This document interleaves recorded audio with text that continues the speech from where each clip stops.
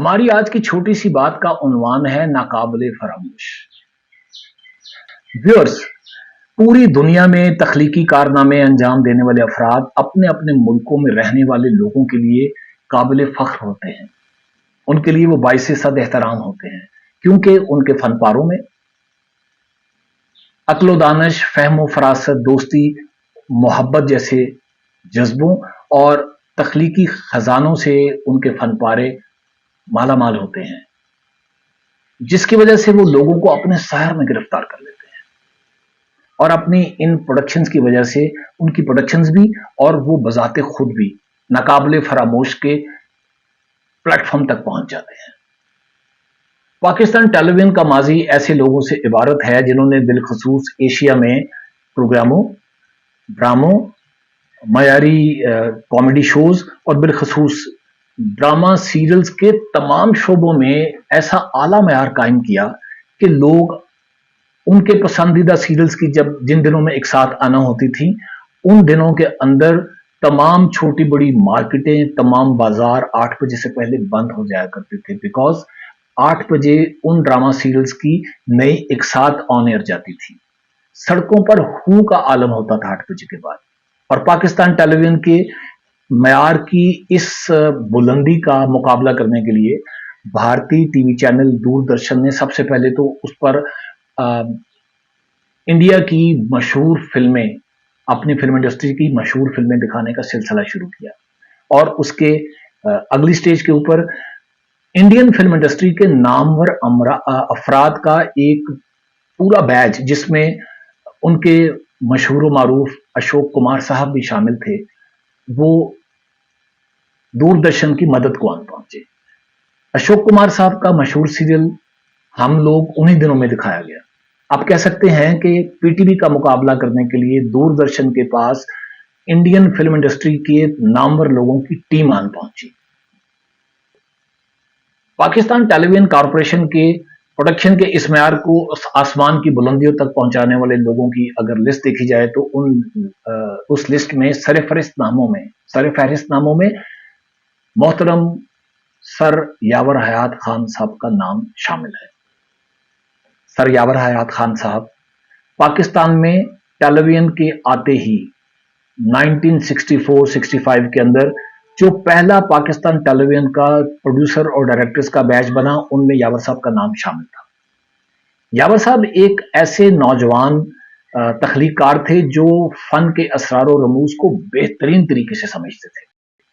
ہم ان کی شہرہ آفاق سیریل جھوک سیال کے بارے میں بات کرتے ہیں۔ جھوک سیال یاور صاحب کی نوجوانی کے دور میں 1973 میں یاور صاحب نے پروڈیوس کی اور اس کی ہدایات دی۔ جھوک سیال سید شبیر حسین شاہ صاحب کے، جو پنجابی مصنف تھے، ان کے لکھے گئے کام پر مبنی تھی۔ سید شبیر حسین شاہ صاحب کلاسیکی موسیقی میں ایک بڑا نام، ملکہ پکھراج کے شوہر نامدار تھے، اور خوبرو گلوکارہ طاہرہ سید ان کی بیٹی تھی۔ ملکہ پکھراج نے موسیقی کی دنیا میں اپنا ایک خاص مقام حاصل کیا، مگر انہوں نے وہ جو حفیظ جلندری صاحب کا لکھا ہوا کلام ابھی تو میں جوان ہوں جب گایا، تو اس نے ایک خاص شہرت کا مقام حاصل کیا۔ ابھی تو میں جوان ہوں، ابھی تو میں جوان ہوں، پھر اس کی پیروڈی بنی، اور اس پیروڈی کے اندر ملکہ پکھراج جو ہیں ان کا میمک اسما عباس صاحبہ نے کیا، اور طاہرہ سید جو ان کی بیٹی تھیں، ان کی میمک اس پیروڈی کے اندر بشرا انصاری صاحبہ نے کی۔ انہوں نے جو حفیظ جلندری صاحب کا کلام گایا وہ اس طرح سے تھا: ابھی تو میں جوان ہوں، ابھی تو میں جوان ہوں، ابھی تو میں جوان ہوں، ابھی تو میں جوان ہوں، اور اس کی جو پیروڈی بنی: ہائے میری انگوٹھیاں، ہائے میری انگوٹھیاں، نہ جانے کھو گئی کہاں، ہائے میری انگوٹھیاں۔ ان کی جو بیٹی تھیں طاہرہ سید، بچپن میں ہم نے چونکہ انہیں دیکھا تھا، ان کے पी टीवी पर बहुत सारे गाने चलते थे, उनका खास गाने का अंदाज था, वो इस तरह से हाथ रखकर, हाथ बनाकर उसमें उन्होंने अंगूठियां पहनी होती थी और वो गाती थी। उनका जो गाना मेरे विजुअल्स में मुझे दिखाई देता है, वो था, झांझर फपदी ना मुटियार बिना, टेणे नेणे निन, टेणे नेणे निन, दिल धड़के ना झनकार बिना, चुप कर जा ना पाशोर, नहीं चलना तेरा जोर।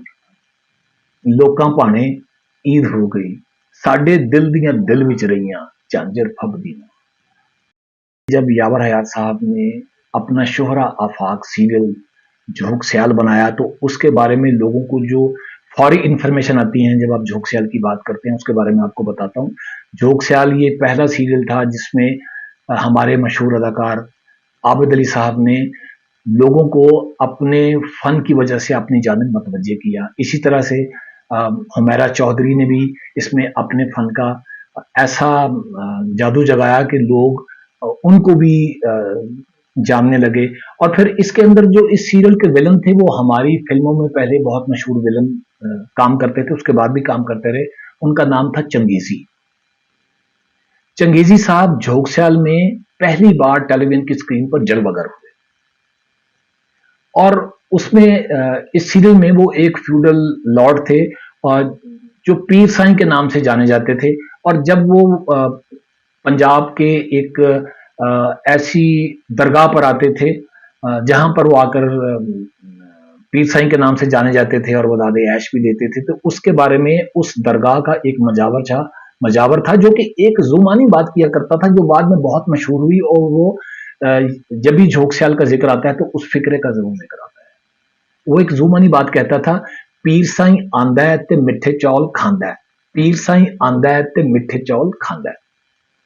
और फिर इस सीरियल के एहतताम पर, इस सीरियल के दौरान आबिद अली और हुमैरा चौधरी के दरमियान जो मोहब्बत की इब्तदा हुई, आखिरकार वो इस सीरियल के बाद उन दोनों की शादी के बंधन पर मुंतज हुई और फिर हुमैरा चौधरी हुमैरा आबिद अली बन गई।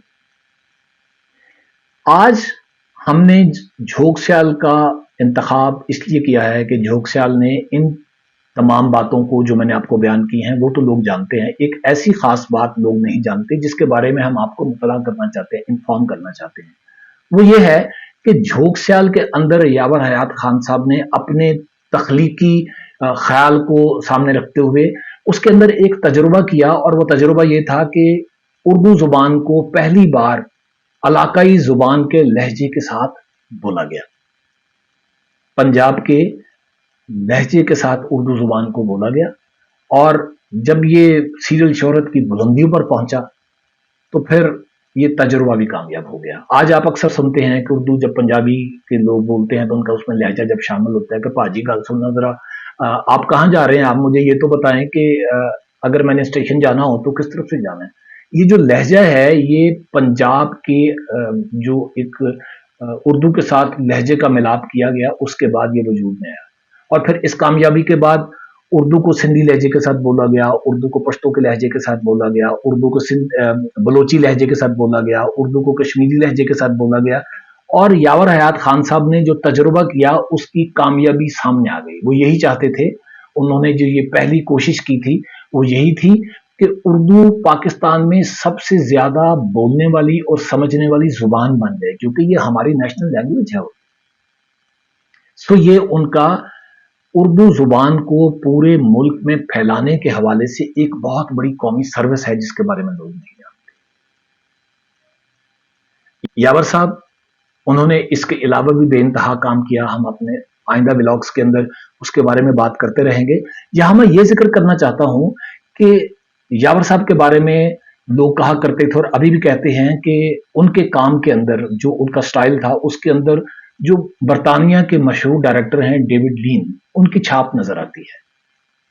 और यावर साहब ने अपनी जिंदगी में एक इंटरव्यू दिया था, उन्होंने अपने कुछ खास काम को अमेरिकन मुसन्निफ विलियम फॉल्कनर के काम के साथ मंसूब किया है।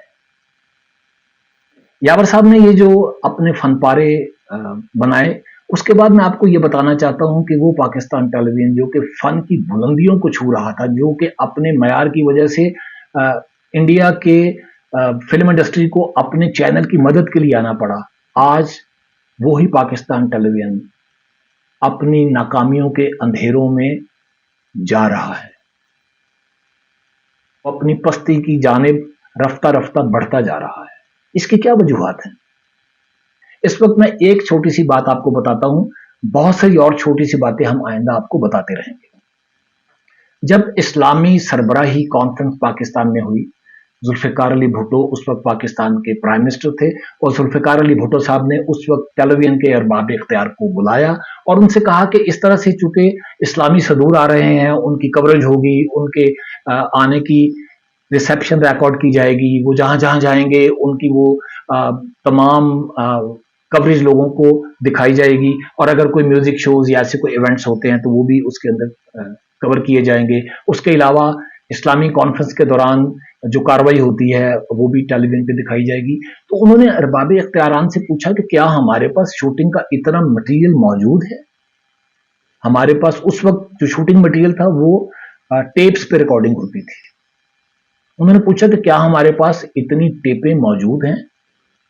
तो टीवी के अरबाब इख्तियारान ने उस वक्त क्रिमिनल नेग्लिजेंस का मुजाहरा किया। उन्होंने कहा हमारे पास अनफ मटेरियल है, कोई प्रॉब्लम नहीं, हमें कुछ नहीं मंगवाने की जरूरत, हम सब मैनेज कर लेंगे। ये जो सब मैनेज कर लेंगे और आप कह के बेफिक्र करते हैं, वो ही हुआ। जब उस प्रोग्राम की शूटिंग शुरू हुई, पहले टेलीविजन चलता था 6 बजे शाम से रात 12 बजे तक।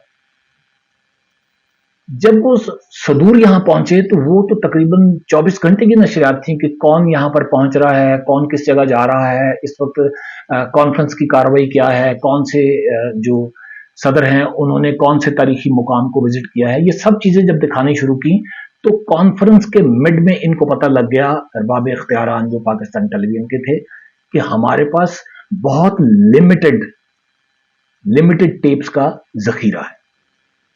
उसको बहुत रोक रोक कर शूट किया जाता रहा, लेकिन एक वक्त आया जब इनके पास टेपों का जखीरा खत्म हो गया, और फिर इन्होंने वो किया जिसके साथ आपकी मयार की कारकर्दगी नीचे आनी शुरू होती है। इन्होंने जो हमारी पुरानी टेप्स थी उनको रिसाइकल करना शुरू कर दिया, उस पर इस्लामी सरबराही कॉन्फ्रेंस की सारे इवेंट्स रिकॉर्ड होने शुरू हो गए।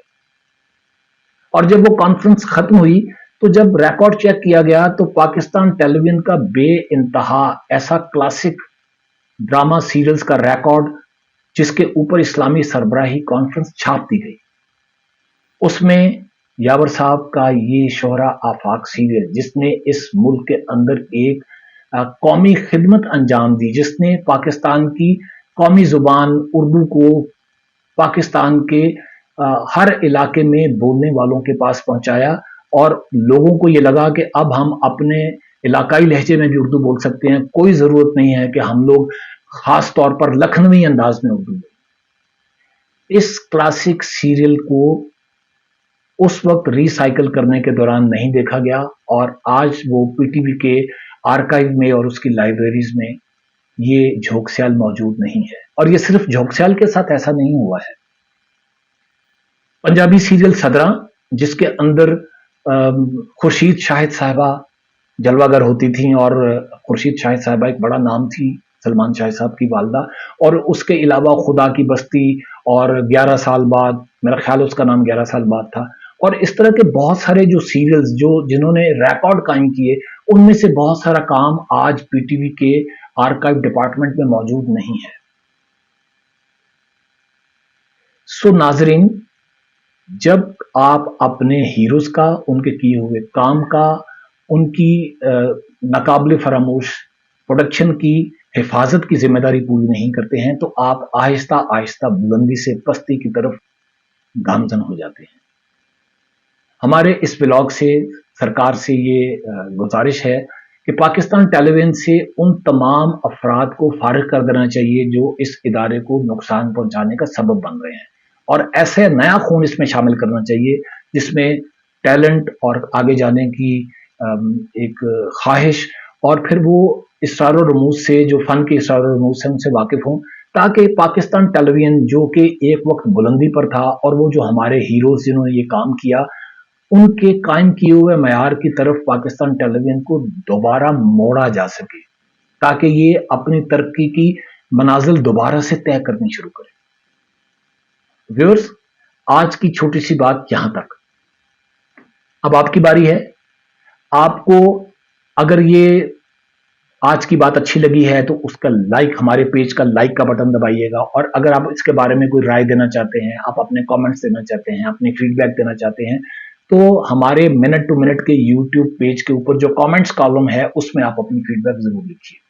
और अगर अभी तक आपने मिनट टू मिनट के यूट्यूब चैनल को, उसके पेज को सब्सक्राइब नहीं किया तो फौरन सब्सक्राइब का बटन दबाइए और उसके साथ साथ बेल आइकॉन का बटन दबा दीजिए, ताकि हमारी अगली छोटी सी बात जैसे ही अपलोड हो उसकी इंफॉर्मेशन फौरन आप तक पहुंच जाए और आप उसको देख सकें। यहां पर मैं शुक्रिया अदा करना चाहता हूं, मैं जिक्र करना चाहता हूं अपने सीनियर अदाकार पाकिस्तान टेलीविजन इंडस्ट्री के खालिद भट्ट साहब का।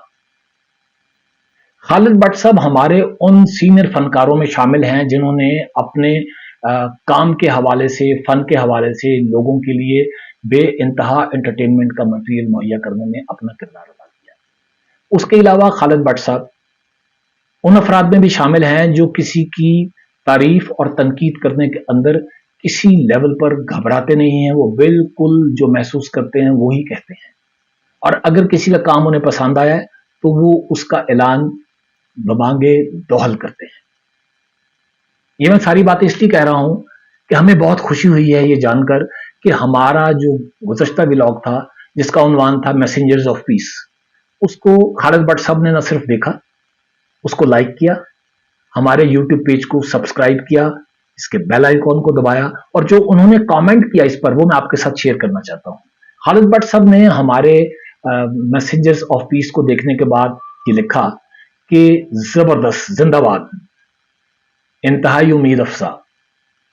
आपकी ये छोटी सी बात बहीरा अरब से ज्यादा गहरी और हिमालय की चोटी से ज्यादा बुलंद है।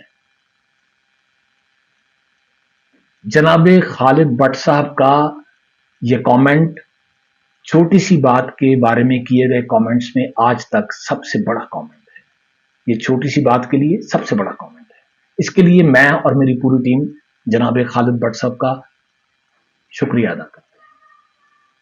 सो व्यूअर्स, हमें आपकी लाइक्स का, आपके कमेंट्स का इंतजार रहेगा। एक और छोटी सी बात के साथ आपसे मुलाकात होती है। आप खुश और शादाब रहिए। तब तक के लिए अस्सलाम वालेकुम।